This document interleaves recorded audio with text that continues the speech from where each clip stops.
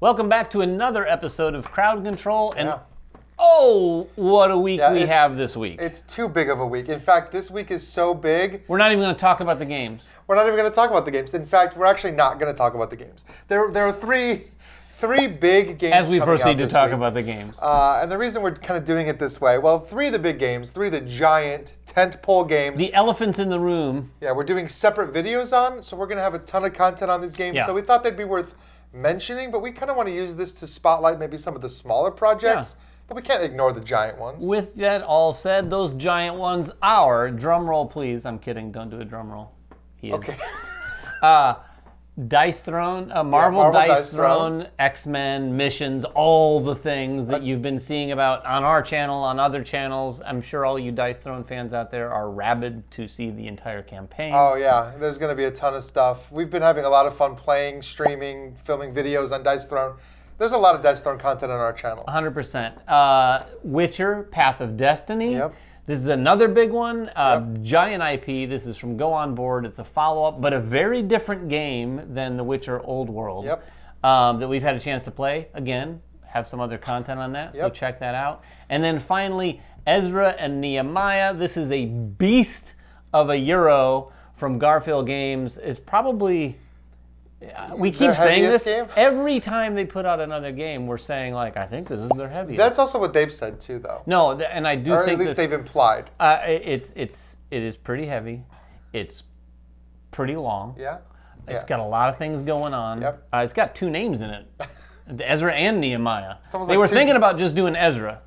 And then they thought maybe they'd do a sequel at Nehemiah, and then they put them all together. I'm just kidding. But it is a big game, and we have content on that as well. Yeah, I expect all three of these campaigns are going to be gigantic. Of course, though, we've seen this before, where you have all these giant campaigns launching at the same time. There could be some cannibalization there.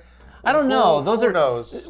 Those three in particular are such different experiences. You've got Ezra and Nehemiah on the scale of giant, heavy Euro. That's true. None of the others are that. Dice Throne is a very different Dice Throne is a very, I wouldn't say Ameri-style game, but it's more of a Ameri-style game, obviously, and it's more sort of, not family weight, but it appeals to all sorts of gamers. And then you've got The Witcher. This is the IP. This is a unique game. It's probably the most unique game of the three. Well, it's definitely a big departure from the previous Witcher, Old World game. This is very different. Completely different game, and we had a chance to play it. Well, we've had a chance to play it a few times, but the first chance we had was at Gen Con, and I remember saying then, and it still holds true now, this is like a new creative way to celebrate the stories of The Witcher. And this is like The Witcher proper. We're talking about, I'm going to pronounce it right, Geralt.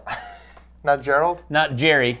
Geralt and all the characters that you might be familiar with from all sorts of different Witcher franchises, but these stories are the ones from some of the original books. So if you've never read those, this is like your first time to experience those. But even if you have read them, and I've read some of them, it's a interesting, unique way to experience those stories in particular. Yeah, so those are the giant ones, and I'm hoping that they don't draw too much attention because we also have some amazing small projects launching right alongside them that we wanted to maybe draw a little bit more focus on.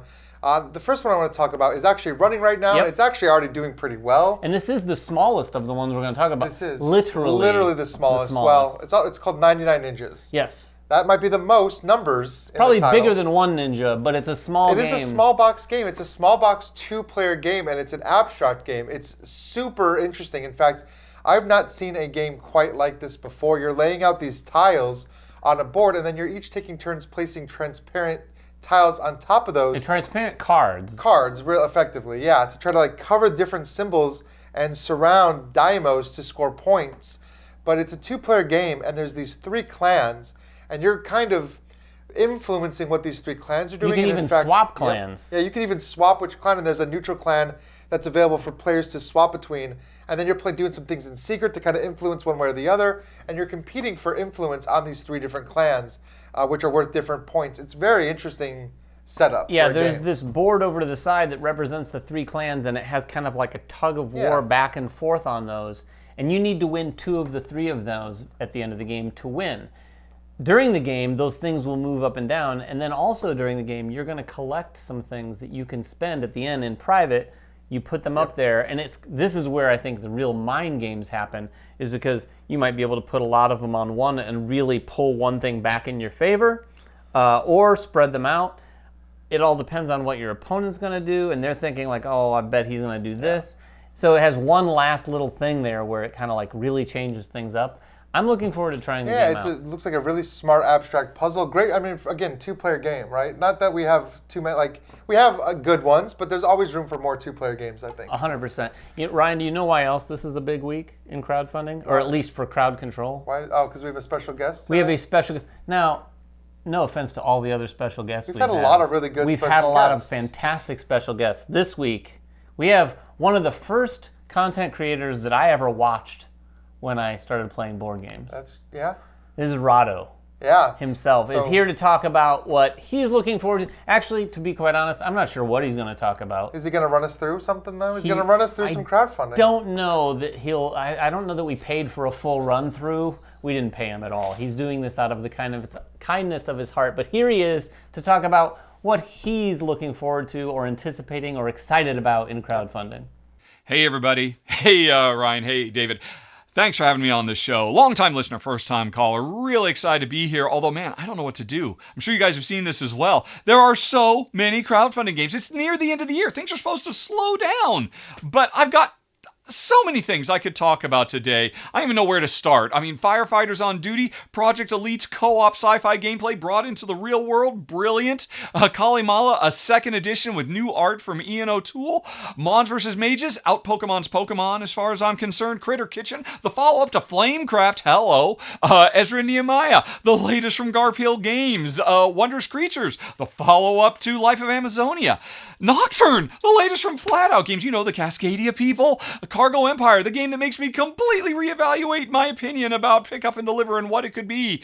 Philharmonics, you cannot tell me there aren't new, exciting new themes in board games. How about space operas with big, heavy, crunchy Euro gameplay? Meenakshi Temple, a brilliant, beautiful tower building game, 3D towers that out King Domino's King Domino. I had a tough time picking one.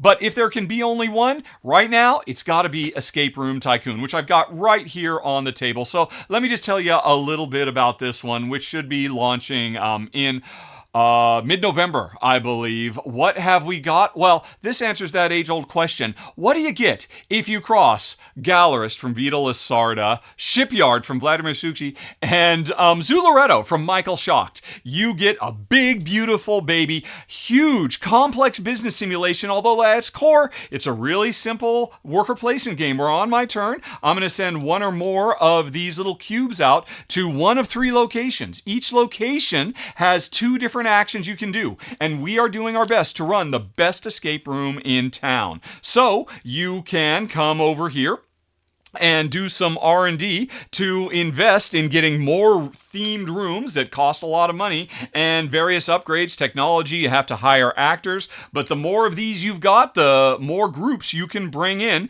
and put on a show and get popularity. And you're not done building them. You could start upgrading them so they can bring in bigger groups of people, or they can provide more popularity, etc., etc. But you're still not done because, hey, in addition to the rooms, you can be adding all kinds of additional amenities like little cafes, even a board game room if you want. These unlock all kinds of bonuses like permanent upgrade abilities that will score you for the rest of the game.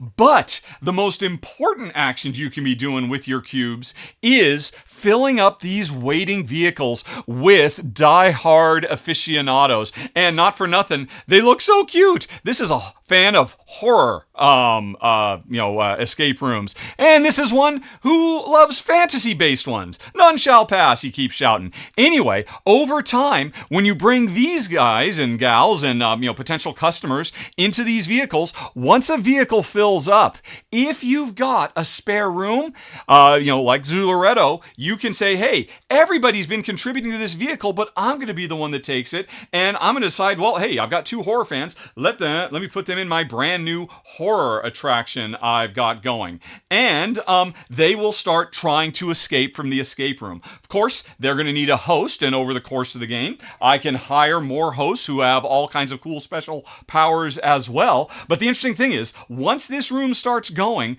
I put it on the clock. Right? It's locked. I can't put anybody else in this room until this group finishes. They actually escape from the escape room. And it takes time. Now, what happens is, this is a horror. Since I had 2 fans of horror, they already come in knowing a lot of the tricks. So, time is already passing. But at the end of every round, this wheel is going to update. So, any rooms from any players, they're constantly making progress. And eventually, once this comes all the way around, and there are things you can do to speed this up as well if you want, finally, this group, they had a great time.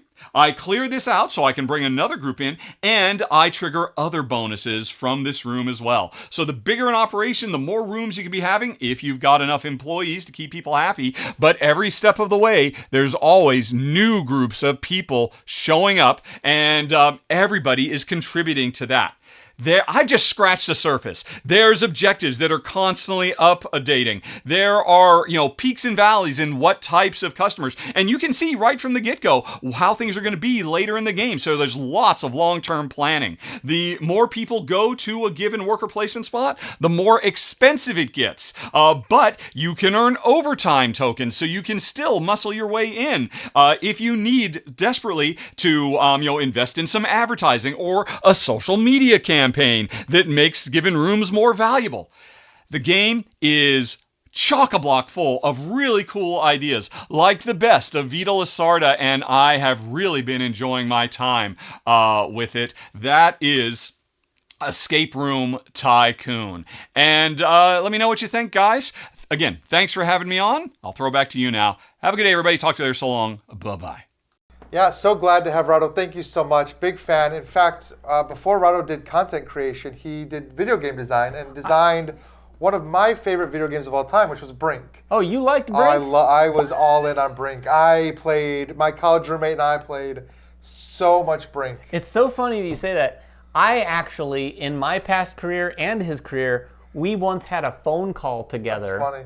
Before either of us was doing this. Yeah, because you both were video games. Isn't that bizarre? Yeah. Because we were doing strategy guides and we were talking to them potentially about doing the strategy guide for Brink. Oh, that game, which, by the way, we didn't end up doing at the company I worked for. But isn't it a small world It's kind of funny that both of us were on a phone call talking about something in our prior careers, and now we're doing this independently? It's crazy. Well, thank you again so much for all that. Yes. But we didn't want to end on that. We do want to still talk about 2 other games that are launching this week that I think definitely deserve notice. The first is a roll and write called The Villagers of the Oak Dell. We've actually had this one in studio for a while. We've gotten a chance to play it multiple times, and it's a very satisfying roll and write about building out a village. Yeah, the village is really interesting. I wouldn't say this is Hadrian's Wall. No, it's not in terms Hadrian's of Wall complexity, level. But I'm also going to say it's quite a bit greater than, say, Welcome to Ganz Clever. Well, yeah, okay. Sure. There's a fair amount going on here. It's very thematic. You are building out this village. There's all sorts of things that you would expect to do in a roll and write. There's an insane amount of firing off and doing this, and that's going to let me do this over here and all that sort of stuff. You're building out different buildings. The times we've played this, I will say, and this goes for games, I guess all games of this ilk, especially when you get more complex, but everyone often goes in slightly different directions. Oh, of course. Well, and this game kind of encourages that too, and it uses a really interesting multi-step action selection process, because when you're choosing a die, you're not just taking a die and doing an action. These dice are kind of splayed out in a circle, and each die kind of moves inward, and there's the big action, the medium action, and then the small. So you're kind of doing everyone ends up maybe doing one of 4 ultimate actions, but you get different actions along the way. Yeah. So you really can kind of spread out what you're doing, and there's different colors of buildings to build. You're building roads in different directions. You could go heavy on the mine. You could go heavy on the knight. So it gives you a lot of stuff to do. Yeah, it is really cool. It's got a little bit more layers as it relates to, like Ryan was saying, as you're taking your actions and the decisions you're making to take those actions. Probably more decision space there than even in Hadrian's Wall. Hadrian's Wall kind of kicks you in a... well, yeah, I mean, Hadrian's Wall it's super heavy. There's so much going on in Hadrian's Wall. But yeah, this is another roll and write that is, pleasant little surprise. Yeah, I I can saw this definitely pop recommend this up on one of my feeds recently, and I reached out to them. I said, hey, could we get a look at this? And they were able to send us a copy, so we're it's a lot of featuring fun. it here for you. And the last one is something that right up our alley. Yeah, this is cool. We don't know much about this, and we also don't want to spoil much about this. Yeah. But it is called... It's called Morrison Game Factory. This is the next one from Post Curious. They've done like Emerald Flame. They do mysteries in a box. This one is very cool because the aesthetic is like old like Parker Brothers board game factory. Yeah, like that's what it feels like. It's got it's the Morrison Game Factory. Yeah, it's this old retro board gamey sort of vibe. Yeah. So if you've never played one of these mystery box type games, it's kind of adventure, kind of escape room vibes. And there's like an emerging narrative that comes out of it. 100% big narrative. So Yeah. I do know, and I don't think this is a spoiler, it kicks off where you kind of open this box. Usually these things you open up and you're like, okay, what's happening here? Yeah. There's a bunch of stuff you just look through. And then I think this one kicks off with a letter from someone who'd been sort of exploring this old abandoned Morrison Game Factory and collected a bunch of materials, sent it to you with this letter that said, hey, I collected these. I think there's more going on here. Yeah. So then you're trying to figure things out. And from the looks of the components, they literally look like legit old board, like they really incorporated that 1960s theme. board game type materials. But then there's also like little things that you have like combination locks, and you're opening those combination locks, unzipping something to get stuff out of. So it really brings that sort of escape room vibe to it. I dig the way this Yeah, thing I mean, looks. their games have been wildly successful. We've talked about some of them on the channel before, but they have really great puzzles and really great writing. The writer that writes these has written for like Sandman for Netflix. Yeah. So really high pedigree there, and you know you're going to get like a really cool story. But again, that story is kind of emerging, like I talked about. You're kind of discovering these pieces at your own pace, and you're kind of like putting some things together. And there's going to be some people that maybe spend a little bit more time with the narrative, and some people are just burn through. So it's really interesting the way that they put these together in the past. So I'm expecting this one to be really great as well. Yeah, I haven't tried one of their past ones, but I do want to try this one for sure. Yeah, it's a really cool, just a cool experience to have. Yeah, so that was, and that we probably didn't even cover everything, but that is all that we have to talk about in this episode of Crowd Control. It is a lot of things going on this week. I'd love to know in the comments what you're backing this week, because there's a ton. This was like a buffet of options. I gotta say, this is a big week. Yeah, I would say so. This is a big week. Like, I didn't really, we've done this show for a while now, and I'm trying to think back. There was a couple other weeks where there was like 2 massive heavy hitters. This is the biggest week. But this one has a few heavy hitters and a bunch of other games coming too that are really solid. Yeah, so I'd love to hear it. Let us know in the comments below. Come to our Discord too and just tell us what you're backing, because we'd love to hear from you. Yeah, and of course, until next time, make sure everyone has fun at the table, and we'll see you then.